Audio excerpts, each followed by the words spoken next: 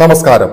എല്ലാവരും ധനം ഉണ്ടാക്കാനായിട്ട് ശ്രമിക്കുന്നുണ്ട്. അതിനുവേണ്ടി ഒരുപാട് പണിയെടുക്കുന്നുണ്ട്, ബിസിനസ് ചെയ്യുന്നുണ്ട്, പല തന്ത്രങ്ങളും പ്രയോഗിക്കുന്നുണ്ട്. എന്നാൽ ഉണ്ടാക്കിയിരിക്കുന്ന ധനം വളർത്തുക എന്നുള്ളത് ഒരു പൗരന്റെ കടമയാണ് എന്നുള്ളത് എത്ര പേർക്കറിയാം? ധനം വളർത്തുന്ന സമയത്ത് അത് രാജ്യത്തിന്റെ പുരോഗതിയിലേക്ക് കോൺട്രിബ്യൂട്ട് ചെയ്യുകയാണ്. ഇങ്ങനെ ധനം വളർത്താനായിട്ട് എന്തൊക്കെ മാർഗങ്ങളാണ് ഉള്ളത് എന്ന് ചിന്തിക്കുന്ന സമയത്ത് പല ആൾക്കാർക്കും തങ്ങൾ ഇങ്ങനെ അധ്വാനിച്ചുണ്ടാക്കിയതായിട്ടുള്ള പണം ഇത്തരത്തിലുള്ള സങ്കേതങ്ങളിൽ നിക്ഷേപിക്കുന്നതിന് പേടിയാണ്. കാരണം വളരെ വർഷത്തെ അധ്വാനമാണ്, അത് നഷ്ടപ്പെട്ടു പോയാലോ എന്നുള്ള ചിന്ത തന്നെ. അതുകൊണ്ട് തന്നെ ട്രഡീഷണൽ ആയിട്ട് ആൾക്കാർ, ചില ആളുകൾ അവരുടെ കയ്യിൽ തന്നെ പണം സൂക്ഷിക്കും. പിന്നീട് അത് പല കാലങ്ങളുടെ മാറ്റങ്ങൾ, ഇപ്പൊ നമുക്ക് മുൻപുണ്ടായിരുന്ന നോട്ട് നിരോധനം പോലുള്ള കാര്യങ്ങൾ വന്നു. അതുപോലെ തന്നെ മോഷണം പോലുള്ള പ്രശ്നങ്ങളുണ്ട്, ഇത് നശിച്ചു പോകുന്ന പ്രശ്നങ്ങളുണ്ട്. ഇങ്ങനെയൊക്കെ ഉള്ളത് കൊണ്ട് പതിയെ പതിയെ ആളുകൾ ബാങ്കിങ് ഉപയോഗിക്കാനായിട്ട് തുടങ്ങി എന്നുള്ളതാണ്. അങ്ങനെ നമുക്ക് പ്രത്യേകിച്ച് ജൻധൻ യോജന പോലുള്ള പദ്ധതികളൊക്കെ വന്ന സമയത്ത് ബാങ്കുമായിട്ട് ബന്ധമില്ലാതിരുന്ന ആളുകൾ പോലും ബാങ്കിലേക്ക് എത്തിച്ചേർന്നു എന്നുള്ളതാണ്. അങ്ങനെ ഒരുപാട് ബാങ്ക് അക്കൗണ്ടുകൾ സൃഷ്ടിക്കപ്പെട്ട് ആളുകൾ ബാങ്ക് അക്കൗണ്ടുകളിൽ പണം സൂക്ഷിക്കുന്ന അവസ്ഥയിലേക്ക് മാറി. എന്നാൽ അതിനും ചില പരിമിതികളുണ്ട്. അങ്ങനെ ആയിരിക്കുന്ന സമയത്ത് ചില ആളുകൾ ആ പണം വർദ്ധിപ്പിക്കാനായിട്ട് ട്രഡീഷണൽ ആയിട്ട് ഫിക്സഡ് ഡിപ്പോസിറ്റ് ചെയ്തു എന്നുള്ളതാണ്. അതോടൊപ്പം തന്നെ പണ്ട് കാലം തൊട്ടേ നമുക്ക് ഈ പണത്തിന്റെ ഒപ്പം തന്നെ, അല്ലെങ്കിൽ അതിനു മുന്നേ എന്ന് വേണമെങ്കിൽ പറയാൻ, നമ്മൾ കാണുന്നതായിട്ടുള്ള ഒരു അവസ്ഥയാണ് സ്വർണം എന്ന് പറയുന്നത്, ഗോൾഡ് എന്ന് പറയുന്നത്. സ്വർണ്ണാഭരണങ്ങൾക്കാണ് ഏറ്റവും പ്രാധാന്യം. അതിനപ്പുറത്തേക്ക് ഡയമണ്ട്സ് ഉണ്ട്, അല്ലെങ്കിൽ മറ്റു രീതിയിലുള്ള വജ്രങ്ങളും മറ്റു രീതിയിലുള്ള പ്ലാറ്റിനം പോലെയുള്ള മെറ്റൽസ് ഒക്കെ ഉണ്ട്. എന്ന് തന്നെയാണെങ്കിലും സ്വർണ്ണമാണ് എപ്പോഴും വിൽക്കാനും വാങ്ങാനും ഒക്കെ വളരെ എളുപ്പമായിട്ടുള്ളത്. ഇതാണെങ്കിലും പ്രശ്നം മുൻപുള്ള വീഡിയോയിൽ ഞാൻ സൂചിപ്പിച്ചതുപോലെ നമ്മുടെ കയ്യിൽ സൂക്ഷിക്കുക എന്ന് പറയുന്ന സമയത്ത് ഇന്ന് കുറുവാ സംഘവും അതിനേക്കാളും വലിയ ഭീകരന്മാരും ഒക്കെ നമ്മുടെ നാട്ടിലുള്ള സമയത്ത് വളരെ ബുദ്ധിമുട്ടാണ് ഇത് ധൈര്യത്തിൽ വീട്ടിൽ സൂക്ഷിച്ചു വെക്കുക. കാരണം വീട്ടിൽ സ്വർണം വെച്ചിട്ട് നാട്ടിൽ പോകുന്ന സമയത്ത് സമാധാനം ഉണ്ടാകുകയില്ല എന്നുള്ളതാണ്. എപ്പോഴും മനസ്സിൽ അതായിരിക്കും ചിന്ത എന്നുള്ളതാണ്. അങ്ങനെ ആളുകൾ ബാങ്ക് ലോക്കറുകളിലേക്ക് മാറ്റാനായിട്ട് തുടങ്ങി. കഴിഞ്ഞ ദിവസം സ്വർണ്ണ വ്യാപാരവുമായിട്ട് ബന്ധപ്പെട്ടിട്ടുള്ള മേഖലയിൽ പ്രവർത്തിക്കുന്ന ഒരു വ്യക്തിയുമായിട്ട് സംസാരിക്കുന്ന സമയത്ത് അയാൾ പറഞ്ഞൊരു കാര്യം, ഏകദേശം 5 വർഷങ്ങൾക്ക് മുൻപ് അയാൾക്കാരോ സ്വർണം സമ്മാനമായിട്ട് കൊടുത്തു, 30,000 രൂപയുടെ ഒരു സ്വർണ്ണ ചെയിൻ. അതിനുശേഷം ഏകദേശം 5 വർഷം അല്ലെങ്കിൽ അതിലധികമുള്ള കാലം കഴിഞ്ഞ സമയത്ത് ഇദ്ദേഹം നോക്കുന്ന സമയത്ത് അവർക്ക് ഒരു സമ്മാനം തിരിച്ചു കൊടുക്കേണ്ടതായിട്ടുള്ള അവസ്ഥ വന്നു. ഇപ്പോഴുള്ള സ്വർണത്തിന്റെ വിലയാകട്ടെ അത് എത്രമാത്രം വർദ്ധിച്ചു എന്നുള്ളത് നമുക്കറിയാവുന്നതാണ്. അപ്പൊ ഗോൾഡ് എന്ന് പറയുന്നത് ജിയോ പൊളിറ്റിക്കൽ ടെൻഷൻസ്, ലൈക്ക് യുദ്ധം പോലുള്ള കാര്യങ്ങൾ വരുന്ന സമയത്ത്, അല്ലെങ്കിൽ സാമ്പത്തിക നിരക്കുകളിൽ ഉണ്ടാകുന്ന വ്യത്യാസങ്ങൾ, ഫെഡ് റേറ്റ്, അതിന്റെ നൂലാമാലകളിലേക്ക് ഞാൻ പോകുന്നില്ല. അപ്പൊ അങ്ങനെ ഉണ്ടാകുന്ന സാഹചര്യങ്ങളൊക്കെ വരുമ്പോൾ സ്വർണത്തിന്റെ വില ഇങ്ങനെ കയറി ഇറങ്ങി പ്രവർത്തിച്ചുകൊണ്ടിരിക്കും. ഇപ്പൊ ഒക്കെ നമ്മുടെ സ്വർണത്തിന്റെ വില നല്ലൊരു സ്റ്റേജിലാണ് നിൽക്കുന്നത്. 5 ഇയർ മുന്നേ ഒക്കെ ഇൻവെസ്റ്റ് ചെയ്ത ആൾക്ക് നല്ല രീതിയിലുള്ള റിട്ടേൺ കൊടുത്തിട്ടുണ്ട്. സോ ഗോൾഡ് അന്നും ഇന്നും ഇന്നത്തെ ഈ ആധുനിക കാലത്ത് പോലും ഒരു പ്രോമിസിംഗ് ആയിട്ടുള്ള, അല്ലെങ്കിൽ ഒരു സേഫ് ഹെവൻ ആയിട്ട് തന്നെയാണ് ലോകത്തിലെ ഇൻവെസ്റ്റേഴ്സ് കണ്ടുകൊണ്ടിരിക്കുന്നത്. അപ്പൊ നമ്മൾ FD കുറിച്ച് പറഞ്ഞു. FD എത്ര ശതമാനം പലിശയാണ് നമുക്ക് റിട്ടേൺ നൽകുന്നത് എന്നൊക്കെ നമുക്കറിയാം. ഗോൾഡ് എത്രയാണ് നൽകുന്നത് എന്നുള്ളതിന്റെ ഒരു ഇൻസൈറ്റ് ഇപ്പൊ കിട്ടി, അല്ലെങ്കിൽ നിങ്ങളൊന്ന് പരിശോധിച്ച് നോക്കേണ്ട ഒരു കാര്യം തന്നെയാണ്.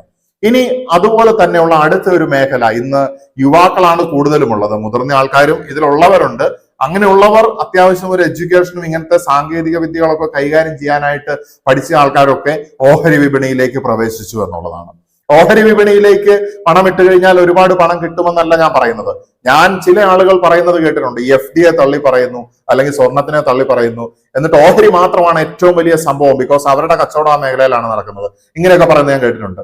അല്ലെങ്കിൽ റിയൽ എസ്റ്റേറ്റ് ആണ് ഏറ്റവും വലിയ സംഭവം. പക്ഷെ ഇതിനെല്ലാം അതിൻ്റെതായിട്ടുള്ള നെഗറ്റീവ് ആൻഡ് പോസിറ്റീവ്സ് ഉണ്ട്.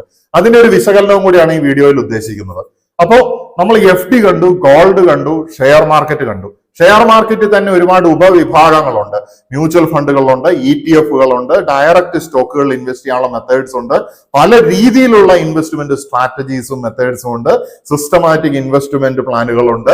അതുപോലെ തന്നെ ഒത്തിരി ന്യൂമറസ് ആയിട്ടുള്ള മെത്തേഡ്സ് നമുക്ക് അതിൽ കാണാനായിട്ട് സാധിക്കും. ഓഹരി വിപണിക്കും മുൻപ് ട്രഡീഷണൽ ആയിട്ട് സ്വർണത്തിന്റെയും പണത്തിന്റെയും കാലത്ത് തന്നെ ആളുകൾ അസറ്റ് സൂക്ഷിച്ചിരുന്ന അവസ്ഥ എന്ന് പറയുന്നത് ലാൻഡ് പ്രോപ്പർട്ടിയാണ്. പണ്ട് കാലത്തൊക്കെ ആളുകൾ വിവാഹം കഴിച്ചു കൊടുക്കണമെങ്കിൽ പോലും ഇത്ര ഏക്കർ ലാൻഡ് ഉണ്ടായിരിക്കണം എന്നുള്ള ഒരു കണക്കൊക്കെ വെച്ചുകൊണ്ടായിരുന്നു അന്നൊക്കെ ഉണ്ടായിരുന്നത്. ലാൻഡ്, കൃഷി എന്ന് പറയുന്നതിന് ഭയങ്കര മൂല്യമായിരുന്നു. ആ മൂല്യം തൽക്കാലം ഒന്ന് ഇടിഞ്ഞിട്ടേ ഉള്ളൂ, അത് തിരിച്ചു വരും. അപ്പൊ നമ്മൾ സ്വർണത്തിൽ പണം നിക്ഷേപിച്ചു കഴിഞ്ഞാൽ നമുക്ക് എപ്പോ പണം വേണമെങ്കിലും ഈ സ്വർണം കൊണ്ട് വിറ്റ് കഴിഞ്ഞാൽ ക്യാഷ് കീശയിലെത്തി. ലാൻഡിൽ പണം നിക്ഷേപിച്ചു കഴിഞ്ഞിട്ടുണ്ടെങ്കിൽ നല്ല റിട്ടേൺ ഒക്കെ ഉണ്ട്. എന്നാൽ സ്വർണവുമായിട്ടും മറ്റു ഓഹരിയൊക്കെ ആയിട്ട് കമ്പയർ ചെയ്യുമ്പോൾ അതിന്റെ റിട്ടേൺ എത്രയാണെന്നുള്ളതൊന്ന് പരിശോധിക്കേണ്ടതിരിക്കുന്നു. അത് ആ ലാൻഡ് ഇരിക്കുന്ന സ്ഥലത്തിന്റെയും അതിന്റെ ഡിമാൻഡിനെയും ഒക്കെ ആശ്രയിച്ചിരിക്കുന്നു. മറ്റു രീതിയിലുള്ള റെഗുലേഷൻസ് വരുന്ന സമയത്തും ഈ ലാൻഡ് ബിസിനസ്സിൽ പല രീതിയിലുള്ള വ്യത്യാസങ്ങൾ വരാറുണ്ട്. പക്ഷേ നമുക്ക് ഇപ്പൊ വിറ്റ് കാശ് വേണമെന്ന് വിചാരിച്ചു കഴിഞ്ഞാൽ നമുക്ക് ഈ ലാൻഡ് വിറ്റ് കാശാക്കുക എന്നുള്ളത് അതാണ് അതിന്റെ ഏറ്റവും വലിയൊരു ചലഞ്ച് എന്ന് പറയുന്നത്. മറ്റേ സംഗതിയൊക്കെ നമുക്ക് ഈ എടുത്തുകൊണ്ട് പോകാനും വിനിമയം ചെയ്യാനും ഒക്കെ കുറേ കൂടി ഈസിയാണ്. ഇതെല്ലാം നല്ല സ്ട്രാറ്റജീസ് ആണ്. എല്ലാത്തിലും പണം നമ്മൾ ഡൈവേഴ്സിഫൈ ചെയ്ത് നിക്ഷേപിക്കുക എന്നുള്ളതാണ് ഏറ്റവും ബ്രില്യൻ്റ് ആയിട്ടുള്ള ആശയം എന്ന് പറയുന്നത്. പക്ഷേ അത്ര കണ്ട് പണം വേണം ഇതിലൊക്കെ ഡൈവേഴ്സിഫൈ ചെയ്യണമെന്നുണ്ടെങ്കിൽ. അപ്പൊ നമ്മൾ ഇവിടെ റെക്കമെൻഡ് ചെയ്യുന്ന ഒരു കാര്യം എന്ന് പറയുന്നത്, ഒരു വ്യക്തിക്ക് സാമ്പത്തിക വളർച്ച, അയാളുടെ സമ്പത്ത് പണിയെടുത്തുണ്ടാക്കുന്ന പണം വർദ്ധിപ്പിക്കണമെങ്കിൽ ഓൺലി ബാങ്കിൽ കൊണ്ടിട്ടാൽ പോരാ, ഓൺലി ഫിക്സഡ് ഡിപ്പോസിറ്റ് പോരാ. ഒരു പോർഷൻ അയാൾക്ക് പണം ഉണ്ടെങ്കിൽ ഫിക്സഡ് ഡിപ്പോസിറ്റിൽ വെക്കാവുന്നതാണ്, ആവശ്യമില്ലാത്തതായിട്ടുള്ള ഒരു പണം. അതോടൊപ്പം തന്നെ അയാൾക്ക് സ്വർണത്തിൽ നിക്ഷേപം ആവശ്യമാണ്. സ്വർണത്തിൽ എങ്ങനെയാണ് നമുക്ക് എഫക്റ്റീവായിട്ട് ചുരുങ്ങിയ ചെലവിൽ നിക്ഷേപിക്കാൻ സാധിക്കുക എന്നുള്ളത് മുൻപുള്ള വീഡിയോകളിൽ ഞാൻ വിശദീകരിച്ചിട്ടുണ്ട്. ഇനി സ്വർണം കഴിഞ്ഞിട്ടുണ്ടെങ്കിൽ നമ്മൾ സ്റ്റോക്ക് മാർക്കറ്റിലേക്ക് വരുന്ന സമയത്ത് എങ്ങനെയാണ് നമുക്ക് നമ്മുടെ ഈ ഫിനാൻഷ്യൽ പോർട്ട്ഫോളിയോ എന്ന് പറയുന്ന എന്റെ അഭിപ്രായത്തിൽ സ്റ്റോക്ക് മാർക്കറ്റിൽ മാത്രമുള്ള ഒരു സംഗതിയല്ല. സ്റ്റോക്ക് മാർക്കറ്റിന് പുറത്തുള്ള അസറ്റുകളും കൂടെ നമ്മൾ പരീക്ഷിക്കേണ്ടതായിട്ടുണ്ട്, അല്ലെങ്കിൽ പരിശോധിക്കേണ്ടതായിട്ടുണ്ട്. അതുകൊണ്ടാണ് ഞാൻ പറഞ്ഞത് 1 ഈസ് FD, 1 ഈസ് ഗോൾഡ്. ഗോൾഡിൽ പല രീതിയിൽ നമുക്ക് നിക്ഷേപിക്കാം. ഈ പറഞ്ഞ സ്റ്റോക്ക് മാർക്കറ്റിലൂടെ തന്നെയും ഗോൾഡിൽ നിക്ഷേപിക്കാം. ആൻഡ് തേർഡ് 1 ഈസ് സ്റ്റോക്സിൽ നിക്ഷേപിക്കുക എന്നുള്ളതാണ്. സ്റ്റോക്സ് എന്ന് പറയുമ്പോൾ നമുക്ക് പല രീതിയിൽ ചെയ്യാനായിട്ട് സാധിക്കും. ഒരു മാസം 1000 രൂപ മാറ്റിവെക്കാൻ സാധിക്കുന്നവന് പോലും ചെറിയ കോസ്റ്റ് ഉള്ള പ്രോമിസിംഗ് ആയിട്ടുള്ള സ്റ്റോക്കുകൾ SIP വഴി മേടിക്കാവുന്നതാണ്. പതിയെ സ്റ്റോക്കുകൾ മേടിക്കാവുന്നതാണ്. കുറച്ചും കൂടി പണമുള്ള ആൾക്കാർക്കാണെങ്കിൽ നല്ല നല്ല കമ്പനികളുടെ സ്റ്റോക്കുകൾ വില കുറഞ്ഞു വരുന്ന സമയത്ത് എന്താണ് അതിന്റെ കാരണം എന്നൊക്കെ മനസ്സിലാക്കി, അത് പ്രത്യേകമായിട്ടൊരു കാരണമില്ലാതെ വില കുറയുകയാണെങ്കിൽ അതൊരു ഡിസ്കൗണ്ട് പ്രൈസ് ആണ്. നമുക്ക് ഓരോ ഡിപ്പിൽ നിന്നും കുറേശ്ശെ നിക്ഷേപിക്കാൻ സാധിക്കും. പല ആൾക്കാർക്കും പറ്റുന്ന അബദ്ധം മുഴുവൻ പണവും കൊണ്ട് ഓഹരി വിപണിയിൽ ഇടും, അതിനുശേഷം നഷ്ടം സഹിക്കേണ്ടതായിട്ട് വരും. പിന്നെ ഇൻട്രാഡേ ട്രേഡിംഗ്, F&O പോലുള്ള കാര്യങ്ങൾ വേണ്ടത്ര അറിവില്ലാതെ ചെയ്യുകയും കൂടെ ചെയ്യുന്ന സമയത്ത് അവർക്ക് ഒരുപാട് ലോസ് വരികയാണ്. അപ്പൊ ഓഹരി വിപണിയിൽ നിക്ഷേപിക്കുമ്പോൾ നല്ല പ്രോമിസിംഗ് ആയിട്ടുള്ള സ്റ്റോക്കുകൾ തെരഞ്ഞെടുത്തിട്ട് നിക്ഷേപിക്കുക എന്നുള്ളതാണ് എന്റെ ഒരു മാനദണ്ഡം എന്ന് പറയുന്നത്. ചില ആളുകൾ പെന്നി സ്റ്റോക്കുകളെയും അല്ലെങ്കിൽ വളരെ ചെറിയ പൈസയ്ക്ക് ഇടുന്ന സ്റ്റോക്കുകൾ, ഹൈ റിസ്ക് ഉള്ള സ്റ്റോക്കുകളിലൊക്കെ മുഴുവൻ പണമൊക്കെ കൊണ്ടുപോയിട്ട് ലോട്ടറി അടിക്കാൻ കാത്തിരിക്കുന്ന പോലെ കാത്തിരിക്കുന്നൊക്കെ കാണാറുണ്ട്. പക്ഷെ നല്ല സ്റ്റോക്കുകളാണെങ്കിൽ അത് താഴേക്ക് വന്നാലും തിരിച്ചു കയറി വരും. അപ്പൊ ഓരോ ഡിപ്പിലും അത്യാഗ്രഹമില്ലാതെ കുറേശ്ശെ മേടിക്കുക എന്നുള്ളതാണ് ഓഹരിയിൽ നിക്ഷേപിക്കേണ്ട ഒരു കാര്യം എന്ന് പറയുന്നത്. ഓഹരിയിൽ നിക്ഷേപിക്കുമ്പോൾ നമുക്ക് പോർട്ട്ഫോളിയോ ഡൈവേഴ്സിഫൈ ചെയ്യാനായിട്ട് നമ്മൾ ഓഹരിക്ക് പുറത്തും കൂടെ പോർട്ട്ഫോളിയോ ഡൈവേഴ്സിഫൈ ചെയ്യുന്നത് എങ്ങനെയാണെന്നുള്ളതാണ് ഈ വീഡിയോയുടെ പ്രധാന സന്ദേശം. അതിന്റെ കൂടെ പറയേണ്ട ഒരു കാര്യം തന്നെയാണ് ഓഹരിയുടെ ഉള്ളിൽ എങ്ങനെയാണ് നമുക്ക് പോർട്ട്ഫോളിയോ ഡൈവേഴ്സിഫൈ ചെയ്യാനായിട്ട് സാധിക്കുക. ഒന്ന്, ശക്തമായിട്ടുള്ള നല്ല കമ്പനിയുടെ സ്റ്റോക്കുകൾ, അതായത് ഒരുപാട് സ്റ്റോക്കിൽ കുറേശ്ശെ പണം കൊണ്ടിടുന്നതിനേക്കാളും നല്ലത് നമുക്ക് കോസ്റ്റ് ആവറേജിങ്, വില കുറയുമ്പോൾ വീണ്ടും മേടിക്കാൻ പാകത്തിനുള്ള സ്റ്റോക്കുകളിൽ പണം നിക്ഷേപിക്കുന്നതായിരിക്കും കൂടുതൽ നല്ലതെന്നാണ് എന്റെ ഒരു വ്യക്തിപരമായിട്ടുള്ള അഭിപ്രായം. ഇതൊന്നും സാമ്പത്തിക ഉപദേശങ്ങളോ റെക്കമെൻഡേഷൻസോ അല്ല എന്നുള്ളതും കൂടി ഓർമ്മിപ്പിക്കുകയാണ്. അപ്പൊ സ്റ്റോക്കില് നമുക്ക് ഒരു പോർഷൻ നമുക്ക് അങ്ങനെ ചെയ്യാവുന്നതാണ്. സ്റ്റോക്കിന് പുറമെ ഈ പറയുന്ന സ്റ്റോക്ക് മാർക്കറ്റിലേക്ക് വരുന്ന സമയത്ത് നമുക്ക് ETFകളിൽ നിക്ഷേപിക്കാനായിട്ട് സാധിക്കും. ETF എന്ന് പറയുമ്പോൾ കമോഡിറ്റി ബേസ്ഡ് ആയിട്ടുള്ള ETF ഉണ്ട്. ഇപ്പൊ സ്വർണത്തിന്റെ ETF നമുക്ക് നിക്ഷേപിക്കാനായിട്ട് സാധിക്കും. അത് സ്വർണത്തിൽ നിക്ഷേപിക്കുന്നത് പോലെ തന്നെ. അതുപോലെ തന്നെ നമുക്ക് ഓരോ രാജ്യത്തിന്റെ എക്കണോമിക് ഇൻഡെക്സുകളുടെ ETF നമുക്ക് നിക്ഷേപിക്കാനായിട്ട് സാധിക്കും. ഇപ്പൊ നമ്മുടെ ഇന്ത്യയുടെ കാര്യത്തിലേക്ക് വരികയാണെങ്കിൽ നിഫ്റ്റിയിൽ നിക്ഷേപിക്കാനായിട്ട് സാധിക്കും. ഡയറക്റ്റ് ആയിട്ട് നിഫ്റ്റിയുടെ ETF നിക്ഷേപിച്ചു കഴിഞ്ഞിട്ടുണ്ടെങ്കിൽ ഇന്ത്യ അത്ര പെട്ടെന്നൊന്നും ഇനി തകർന്നു പോകുന്നത് സ്വപ്നത്തിൽ മാത്രമാണ്. കാരണം പല ആളുകളും ഇന്ന് ചെയ്യുന്ന ഒരു കാര്യം എന്ന് പറയുന്നത് അവരുടെ ചില അജണ്ടകൾ നടപ്പാക്കാനായിട്ട് ഇന്ത്യയുടെ നേട്ടങ്ങളെ വളരെ കുറച്ച് കാണിക്കുകയും എന്നാൽ ചെറിയ ചില പാളിച്ചകളൊക്കെ ഉണ്ടെങ്കിൽ അതിനെ പെരുപ്പിച്ച് കാണിക്കുകയും ചെയ്യും. പക്ഷെ ആത്യന്തികമായിട്ട് കഴിഞ്ഞ 10 വർഷം എടുത്തു നോക്കിക്കഴിഞ്ഞാൽ ഇന്ത്യ ഒരുപാട് നേട്ടങ്ങളും GDP-യിലടക്കം ഒരുപാട് വളർച്ചയിലും എത്തി മുന്നോട്ട് പോകുന്ന കാര്യം നമുക്ക് കാണാനായിട്ട് സാധിക്കും. അതുകൊണ്ട് ഇത്തരക്കാരുടെ മണ്ടൻ പ്രചരണങ്ങളിൽ അന്ധതയോടുകൂടി പോയി വീണു കഴിഞ്ഞാൽ നിങ്ങൾ തന്നെ സ്വന്തം രാജ്യത്തിനെ കളിയാക്കുന്ന, പഴിചാരിക്കൊണ്ടിരിക്കുന്ന ഒരു പരാജിതനായിട്ട് മാറുന്നുള്ളതിൽ യാതൊരു സംശയവും ഇല്ല. അപ്പൊ ഇന്ത്യയുടെ വളർച്ചയിൽ നമുക്ക് ഇൻഡെക്സിൽ നിക്ഷേപിക്കാവുന്നതാണ്. അതുപോലെ തന്നെ നാസ്ഡാക്ക് അല്ലെങ്കിൽ US-ന്റെ വളർച്ച ലോകത്തിലെ ഏറ്റവും വലിയൊരു എക്കണോമിയാണ്. അമേരിക്കൻ എക്കണോമിയുടെ ഇൻഡെക്സിലും നമുക്ക് ഇന്ത്യൻ ഓഹരി വിപണികളുടെ ആപ്പ് ഉപയോഗിച്ചുകൊണ്ട് നാസ്ഡാക്ക് ETF പോലുള്ള സംഗതികളിൽ നിക്ഷേപിക്കാവുന്നതാണ്. ഇതൊക്കെ കുറച്ചും കൂടെ പഠിച്ചു കഴിയുമ്പോൾ നിങ്ങൾക്ക് അതിനെക്കുറിച്ച് നല്ല ഇൻസൈറ്റ്സ് കിട്ടും. ഇനി അതുപോലെ തന്നെ ചൈന നമ്മുടെ ഇന്ത്യയോടൊപ്പം തന്നെ കട്ടയ്ക്ക് നിന്ന് വളർന്നുകൊണ്ടിരിക്കുന്ന ഒരു രാജ്യമാണ്. അതുകൊണ്ട് തന്നെയാണ് നമ്മുടെ പ്രധാനമന്ത്രി റീസെന്റ് ആയിട്ട് പറഞ്ഞിരിക്കുന്നത് ഇന്ത്യയുടെ 100ാമത്തെ സ്വാതന്ത്ര്യ ഒരു വാർഷികം വരുന്ന സമയത്ത് നമ്മുടെ ഇന്ത്യ ഇനി മുതൽ വികസ്വര രാജ്യമെന്നല്ല വികസിത രാജ്യമെന്നാണ് വിളിക്കാനായിട്ട് പോകുന്നത് എന്നുള്ളത് തീർച്ചയായിട്ടും നമ്മൾക്ക് അഭിമാനത്തോടെ കേൾക്കാനും പറയുകയും ചെയ്യേണ്ട ഒരു കാര്യം തന്നെയാണ്.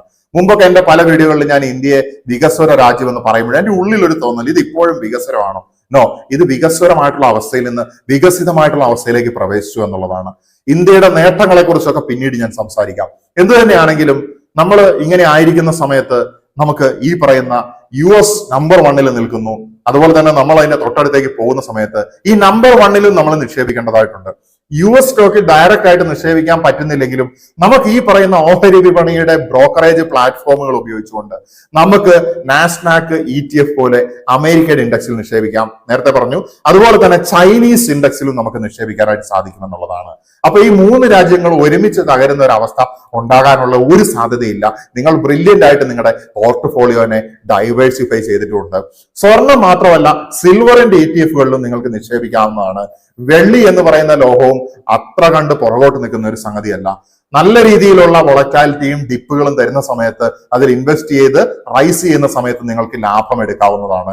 കുറച്ച് പണം വേണമെങ്കിൽ നിങ്ങൾക്ക് ക്രിപ്റ്റോയിൽ നിക്ഷേപിക്കാം. പക്ഷെ എക്സ്ചേഞ്ചുകളൊന്നും അത്ര വിശ്വാസകരമായിട്ടുള്ള രീതിയിൽ പ്രവർത്തിക്കുന്നത് പോലെ എനിക്ക് എന്റെ ഇത്രയും വർഷങ്ങളായിട്ടുള്ള എക്സ്പീരിയൻസിൽ തോന്നിയിട്ടില്ല. ചില എക്സ്ചേഞ്ചുകൾ ഇടയ്ക്ക് വെച്ച് പൂട്ടിപ്പോകും, ചില എക്സ്ചേഞ്ചുകൾ പണം കൊള്ളയടിച്ചുകൊണ്ട് പോകും, ചിലത് ചതിക്കപ്പെടും. അങ്ങനെ പല അവസ്ഥകളും കണ്ടിട്ടുണ്ട്. അപ്പോൾ നമുക്ക് ട്രസ്റ്റ് വാലറ്റുകൾ പോലുള്ള വാലറ്റുകളിലോ അല്ലെങ്കിൽ ഫിസിക്കൽ ആയിട്ടുള്ള ഇത്തരത്തിലുള്ള ക്രിപ്റ്റോ സൂക്ഷിക്കാനുള്ള സംവിധാനങ്ങളിലേക്കോ നമുക്ക് പോകാവുന്നതും ചിന്തിക്കാവുന്നതുമാണ്. പക്ഷെ അതൊക്കെ നൂലാമാലകൾ കൂടുതലായതുകൊണ്ടാണ് സാധാരണ ആൾക്കാർ അതിലേക്ക് പ്രവേശിക്കാത്തത്. പക്ഷെ മനസ്സിലാക്കേണ്ടത് ഹൈ പൊട്ടൻഷ്യൽ ഉള്ള സംഗതി തന്നെയാണ്. ഇതിന്റെ എല്ലാം പുറമെ നമുക്ക് ലാൻഡ് പ്രോപ്പർട്ടികളിൽ താല്പര്യമെങ്കിൽ നിക്ഷേപിക്കാവുന്നതാണ്. അങ്ങനെ സ്റ്റോക്ക് മാർക്കറ്റിന്റെ അകത്തും സ്റ്റോക്ക് മാർക്കറ്റിന്റെ പുറത്തും നമ്മൾ എന്ത് ചെയ്യാണ്? നമ്മുടെ പോർട്ട്ഫോളിയോ ഡൈവേഴ്സിഫൈ ചെയ്യുകയാണ്. സ്റ്റോക്കുകളിൽ കൃത്യമായിട്ട് നിക്ഷേപിക്കാൻ മടിയുള്ള ആളുകൾക്ക് മ്യൂച്വൽ ഫണ്ടുകളെ പരിഗണിക്കാനായിട്ടും സാധിക്കും എന്നുള്ളതും കൂടി ഓർമ്മിപ്പിക്കുകയാണ്. ഒരുപാട് പണം ഒരുമിച്ച് ഇൻവെസ്റ്റ് ചെയ്തിട്ട് ഒരുപാട് ലാഭം കിട്ടാനായിട്ട് കാത്തിരിക്കുന്ന മണ്ടനേക്കാളും ബ്രില്യന്റ് ആയിട്ടുള്ളത് കുറേശ്ശെ പണം ഡിപ്പുകളിൽ നിന്ന് ഈ എക്കണോമികളൊക്കെ താഴേക്ക് വരുന്ന സമയത്ത് ഇൻവെസ്റ്റ് ചെയ്ത് കയറുന്നതാണ് ഏറ്റവും ബുദ്ധിമാന്റെ സ്ട്രാറ്റജി എന്ന് പറയുന്നത്. ഈ കച്ചവടത്തിൽ ഉയർച്ച താഴ്ചകൾ നിർബന്ധമാണ്. അതൊരു നിയമം തന്നെയാണ്. ഇന്ത്യയുടെ മാർക്കറ്റ് നല്ല ഉയരത്തിൽ പോകുമ്പോൾ നിശബ്ദരായിട്ടിരിക്കുന്ന പല ആൾക്കാരും അതിൽ ചെറിയ വീഴ്ച ഉണ്ടാകുമ്പോൾ വളരെ വലിയ പൊട്ടി കരഘോഷങ്ങൾ നടത്തുന്നത് കണ്ടിട്ടുണ്ട്. ഇത് സ്വാഭാവികമാണ്. ഈ ഇറക്കങ്ങൾ ഉണ്ടായിട്ടുണ്ടെങ്കിലേ പിന്നീട് അവിടെ കയറ്റങ്ങൾ ഉണ്ടാവുകയുള്ളൂ, നമുക്ക് ഇൻവെസ്റ്റ്മെന്റ് ഓപ്പർച്യൂണിറ്റീസ് ലഭിക്കുകയുള്ളൂ.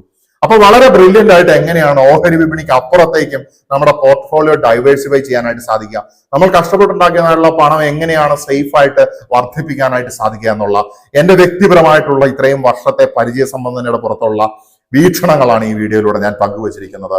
നിങ്ങളുടെ ആശയങ്ങൾ നിങ്ങൾക്കും പങ്കുവെക്കാവുന്നതാണ്. സംശയങ്ങൾ ഉണ്ടെങ്കിൽ ചോദിക്കാവുന്നതുമാണ്. നമുക്ക് വീണ്ടും കാണാമെന്നുള്ള പ്രത്യാശയോടുകൂടി നിർത്തുകയാണ്. നമസ്കാരം.